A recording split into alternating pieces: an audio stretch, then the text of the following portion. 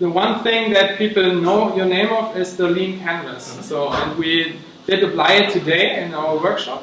So what exactly is the lean canvas and what can I do or use it for? Sure. So a lot of people are familiar with the business plan, and the lean canvas is a more condensed version of the business plan. So the idea of the business plan is to take your big vision, your big idea, and try to distill it down into something that you can communicate with other people, something that you can use to model your business.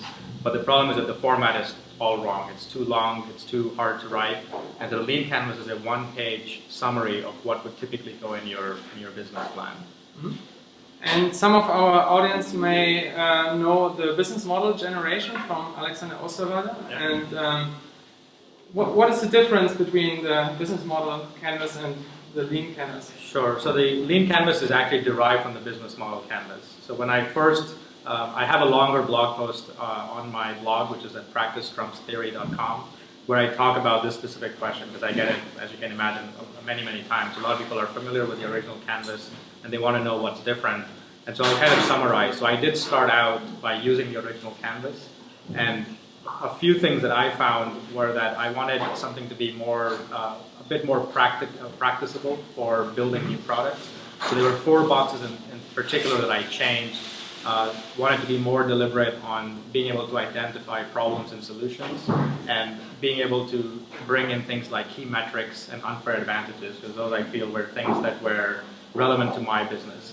So I apply these first to myself. The original canvas is licensed under Creative Commons, and so it's perfectly fine for people to go and refine it. I even find people refine the lean canvas and adding nuances to it. So all that stuff is perfectly normal. But that's how I got started in it. And what I found is that there are definitely preferences. I tend to look at the business model canvas as being more of a strategic model. So if you are a big business or you've got lots of resources, you can begin to play with them to see how you might leverage those resources to your advantage. But definitely for more earlier stage startups or sometimes even new products in big companies, I found people to prefer the lean canvas because it's a lot more grounds up and a lot more actionable from that perspective. Mm-hmm. Okay. Many examples of startups who apply lean startups or businesses who apply lean startups are from the online business somehow, so software development company, things like that. So could you give us an example for an offline startup that uses lean techniques and how they apply it? Yeah. So that's a very, very common question that a lot of people ask, and a lot of the lean startup did come out of people in Silicon Valley talking about high tech and software in specific. And even in the workshop today, I took some time to actually talk about some of these non-tech oriented startups. So one of the ones that I like to tell the story about is the restaurant business. So in the US, we have this phenomenon of trailer parks and trailer restaurants. So when we think of a restaurant, we think we need to go and find the perfect location, the perfect menu, guide the right investors. And if we apply a lean approach to starting restaurants, you want to really identify what is riskiest in your business model and start testing that as quickly as possible.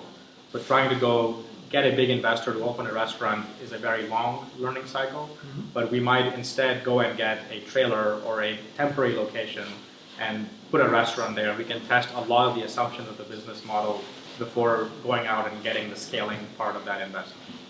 So that would be one example. And then there are numerous case studies that you can find online.